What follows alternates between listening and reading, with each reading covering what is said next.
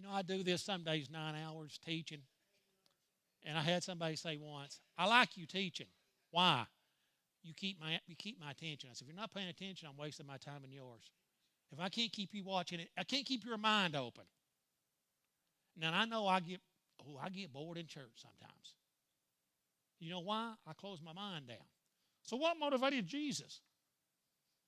Was he motivated? The most motivated human I ever known. You know, I didn't say the Son of God.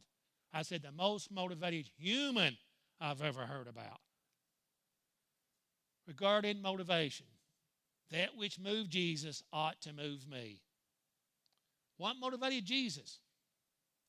For to this you were called, because Christ also suffered for us, leaving us an example that you should follow his steps.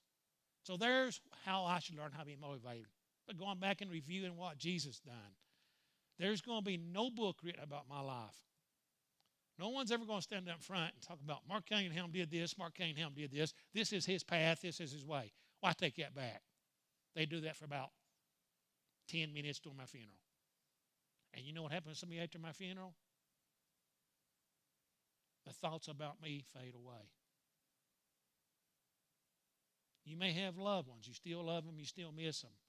But our thoughts about them fade away. Guess what happened about Jesus? The thoughts about him multiplied and multiplied and multiplied more. For some reason, what he done was either something I should look into or I should completely ignore. I'm going to look into it because anything that can last 2,000 or 3,000 years and still be as true today is worth looking into. Now, follow his steps. So what was his steps? Looking unto Jesus, the author and finisher of our faith, who, for the joy that was set before him, endured the cross, despising the shame, and was set down at the right hand of the throne of God. Did Jesus get rewarded? Well, he got to go to heaven. He didn't even get rewarded with heaven. He was already there to start with. If I got $100 and I lay it down for an hour and I come back and pick it back up again, did I get rewarded? I've always had the $100. Yeah, Jesus got to go back to heaven, but he was there to start with. So what did he give up? You can't reward to somebody something they already got. If you can, I'm going to give all y'all $500 today. But if you got to give it back to me, or if you'll give me $100, I'll give you $100. All right. So we need to see this. He went to this cross and suffered shame. That's not the reward, that's the punishment. He was motivated by the joy set before him. Joy. It's disappearing from our world. It's almost gone. If you went to Walmart and counted the people with a smile on their face, if you see 5 in the store, you're doing good. Joy is gone. If you smile at somebody anymore, they think you're up to something. Well, they do. If you talk to them, they're going, back off, dude. What's wrong with you? Because you can't have joy anymore. You know why they think joy is a game? Because they no longer have their joy. Now, I'm not going to say it like that. That's not nice. Yeah, I will. Some things spread and go a long ways. Joy is sort of like manure. It don't take a lot of manure to cover a lot of ground. And forced it on no one.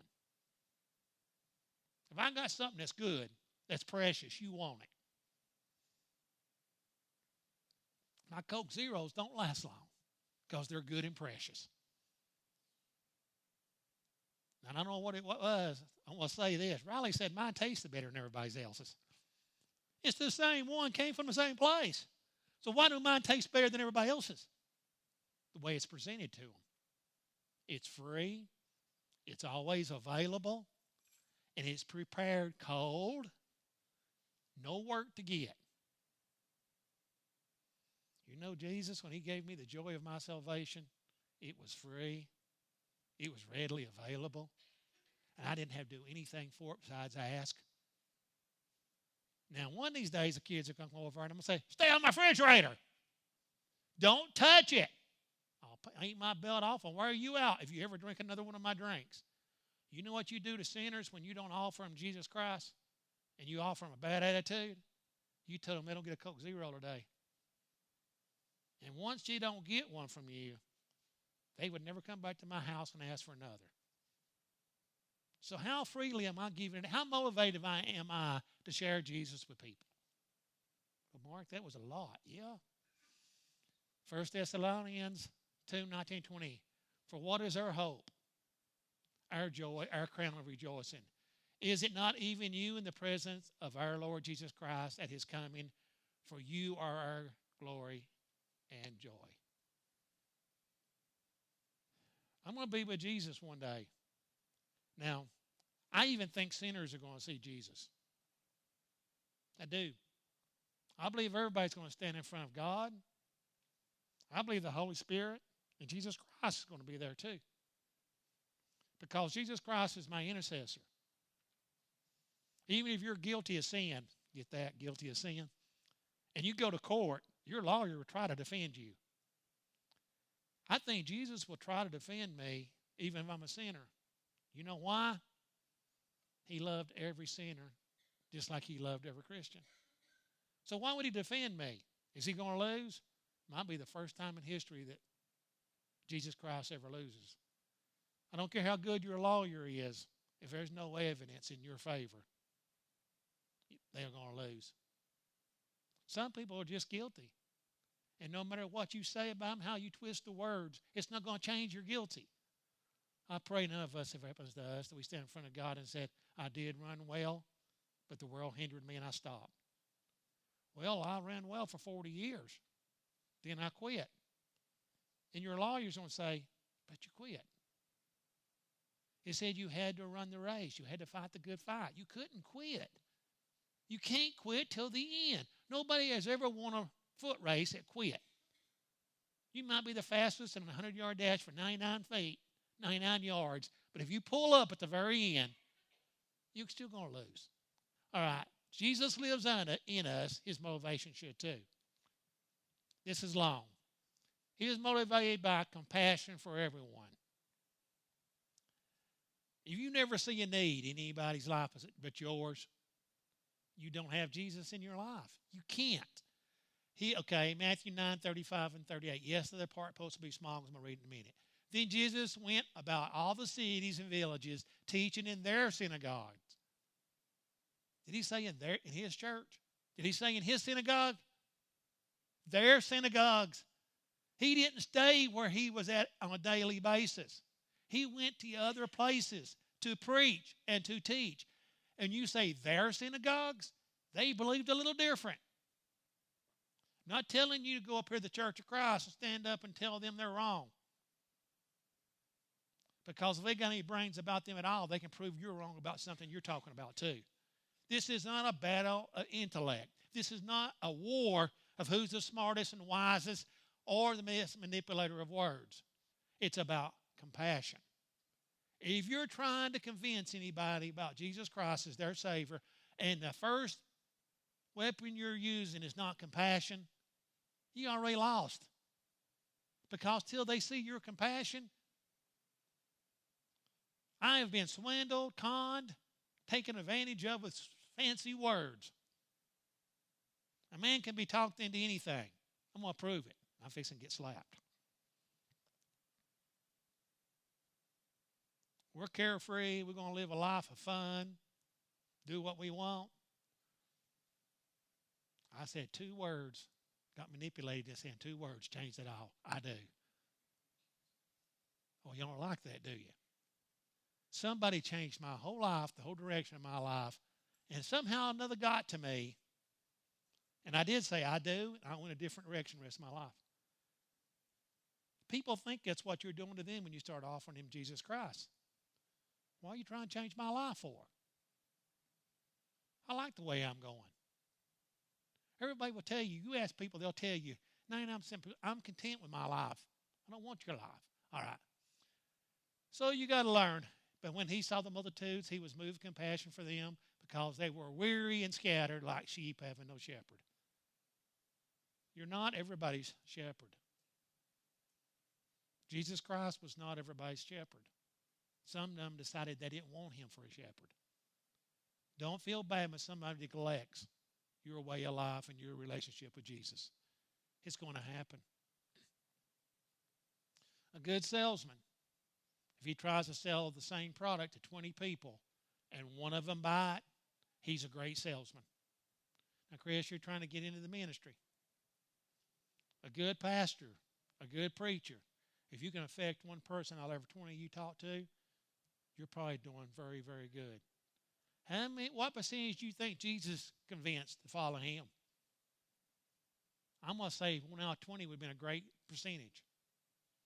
What did he offer him? He offered him salvation. He offered him compassion. He offered him love. He offered him forgiveness. So what motivated Jesus to keep going? He lost 95% of the time. 1 out of 20 would be not 95. Yeah, that's right, 95% of the time. You're going to take a lot of bumps and bruises and be motivated for Jesus. You're going to lose more than you win. That is something humans don't like because we call that a failure. A failure. No. It said go out in all the world and preach the gospel. It didn't say just go to the places that were easy pickings. There's an old saying, get the low-hanging fruit first. If you pick apples out of a tree, you grab the easiest ones first. Well, guess what? Most of the time in our lifetime, the low-hanging ones are family and friends because we're around them all the time. Jesus did not stay with his family and friends. He left them behind, matter of fact, and he went for the hardest fruit, the one at the very top of the tree. You go where God sends you. You don't just stay in your area and say, bring me the apples. That's the ones I want to deal with. No, no, no. You go to where the trees are and you climb if necessary to get to the fruit that you're sent to. You have compassion and even deeper compassion on the ones that are harder to reach. Then he said to his disciples, the harvest is plentiful. I didn't do the lights again with me. The laborers are few. Are you a harvester? Well, guess what? Some harvesters pick their fruit one at a time. They do. And some of them's got equipment. They rake in a bunch of fruit at one time. I like to watch them gather corn. They don't break off one ear of corn at a time. They got equipment that allows them to break off, go in there, and it just breaks it all off at once and load it up with a truckload. But you know what Jesus did? Sometimes he was the harvester that broke off a lot at a time, and sometimes he done the one. Because Brother Doug preached on the 99. Sometimes you're trying to get the 100, sometimes the one. Compassion on a one is just as great on 100. Now, therefore pray the Lord of the harvest to send out laborers into his harvest. If you have any compassion, if you have any motivation, your first thought this morning should have been this. Lord, let me go to church. I pray to see souls saved. I pray to see people get closer to you. But most of all, Lord, I pray that your will is done in my life. I love calling your name in front of God and telling him all your shortcomings. I love telling him how I think you need to be improved. I love talking about your problems. I don't want to mention mine to God.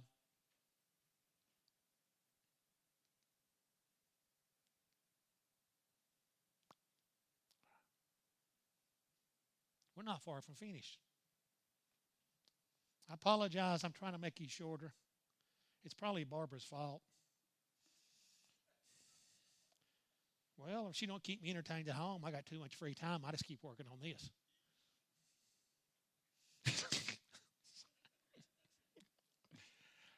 There's a lot of truth in that. Because if I don't have anything to do, I find something to do. I don't like being bored. I do not like idle time. You might be able to go to the beach and sit for 3 hours and stare at the water. 3 minutes, let's do something else. Now, if I'm busy, I'll work at it all day. If we shingling a house, I don't care to start at daylight if I can physically hold out and go to midnight. As long as my mind and my body's occupied. I'm not one of those that can waste time. I'm motivated to do something. Because I looked at my time left on earth, 63.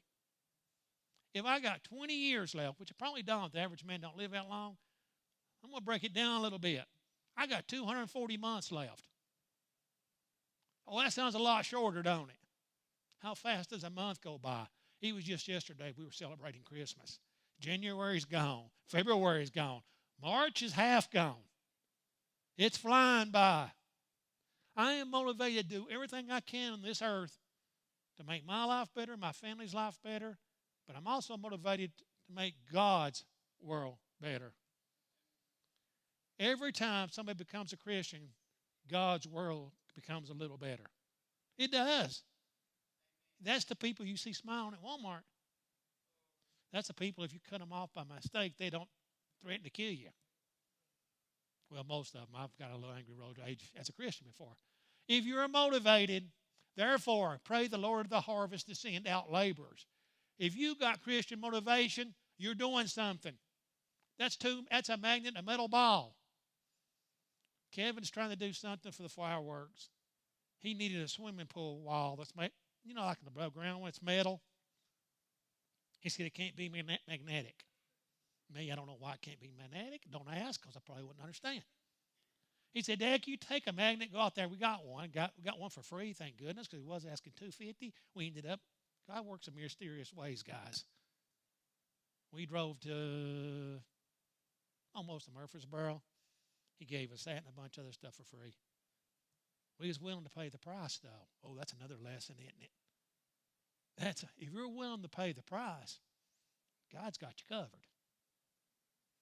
He'll pay most of the price for you. Now, I had to pay some price. I put gas in the vehicle. Took some time. Well, I went and got the magnet off of Barbara's refrigerator. She would have killed me because we got these little magnets every time we go on vacation or anywhere. She buys a little magnet. I don't know why, but it goes on the refrigerator.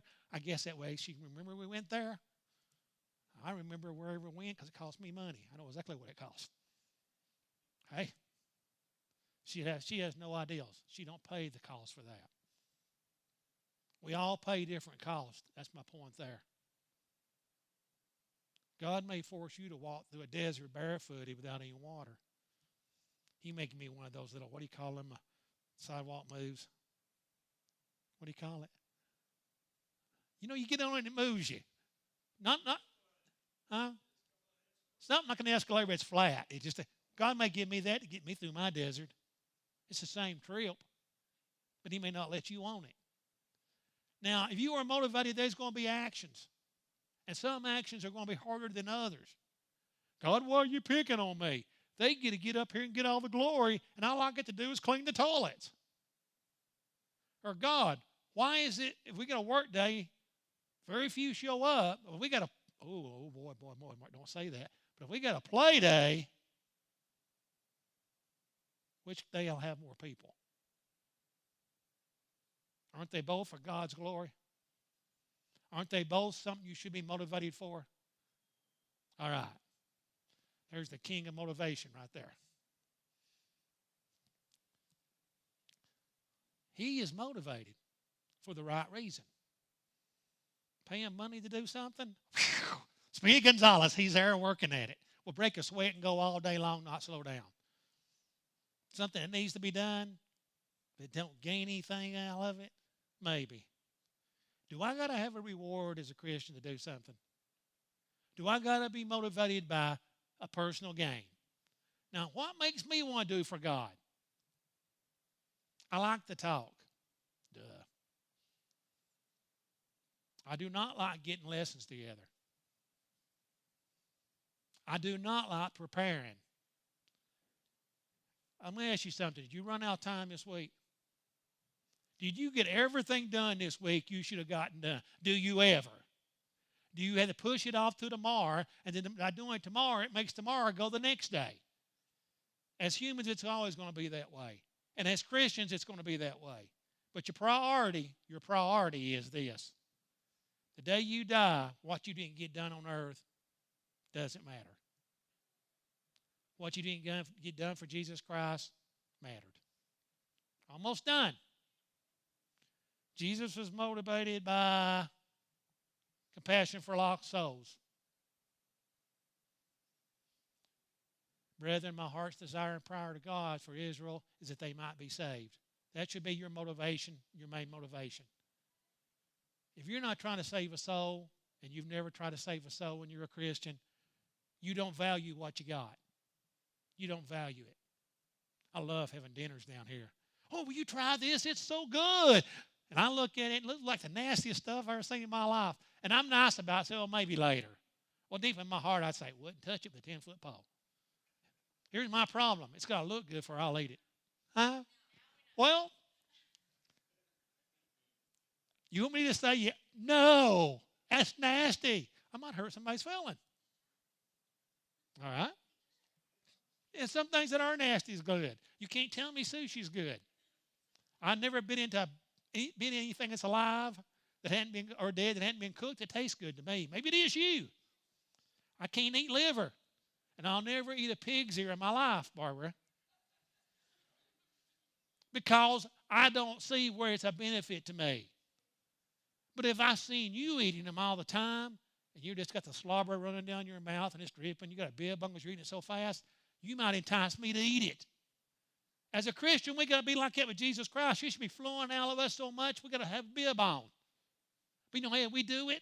We cut them up in little bitty pieces, and we wipe our mouth. We don't need a bib. He's only inside of us. He's not flowing out. A sense of purpose. Luke 19:10, for the God, Son of Man has come to seek and to save that which is lost. Has come. He went to the right place. He went where he belonged. To seek. When he got there, he was looking for what he was supposed to be looking for. Yes. Not intentionally. I've ate bugs before out fishing. Dad, we used to fish at night, hang a lantern over the side, bugs flying everywhere. He'd start the boat up, and if you open your mouth, that was one time in my life I loved to shut my mouth. He came to seek. He's looking for what he's supposed to be looking for when he gets there. And he came to save. He went to the right place. He was looking for the lost, and he went to work, work, work. Oh, I'm going to get finished with this. I'm going to go on. And for the fear of the Lord, and do not fear those who kill the body but cannot kill the soul. For rather fear him who is able to destroy both soul and body in hell. Jesus said we should be motivated because we don't want to go to hell. We want to go to heaven. Fear is a great motivator. I got a friend, Opal. I've talked about her before. Her husband died of AIDS. It got worse. Trailer caught his hallucinating because they had her knocked out. They was working on it. And they were just poking at her leg where it was burned up. Can you imagine fire on your whole body? I asked her that. She's not a Christian. She don't believe in God. Trying to work on that. Every night, she messages me on Messenger on Facebook. Every night. And the last thing she says, I don't believe in prayer, but Mark, will you pray for me?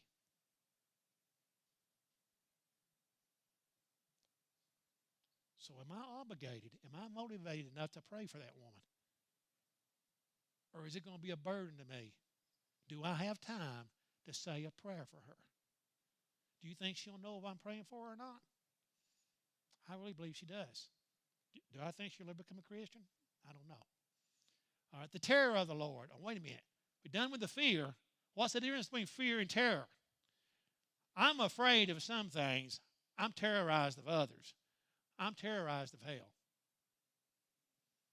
If you was going to burn me with a matchstick today, I'd be afraid. If you're going to pour kerosene on my head and catch me on fire, I would be terrorized. But the love of his Father, I'm going to go on. All right, I got two more. Look to Jesus for your motivation. When you think the world's not worth saving, when you think your life's not living, when you think you have no purpose, nobody cares, that you might just be gone. I serve no purpose. All I'm going through emotions in this world, I'm going through the motions as a Christian. Jesus Christ needs you. God needs you. There's not many harvesters. There's not many soldiers. There's not many people willing to fight. There's not. And my last one. Which one are we? An old mule will move, you hang a carrot in front of it. You're tricking it. It'll move slowly. It's not instilled. It's not inside of a mule to move. They don't want to move. You got to make them move. The other picture is a racehorse. What's the difference between a mule and a racehorse? It's instilled through nature, through birth, and something's instilled in a racehorse. It wants to run. You don't got to make it run. It's just part of it. But what has that got to do with it? If Jesus Christ is part of you, you want to be motivated. You want to run for God. You don't want to have to be forced to run for God. It's something you want because it's instilled in you and it's part of you. Where does your Jesus live? Does he live here at the church? Does he live in the Bible laying on your coffee table? Or does he live in you? Thank you.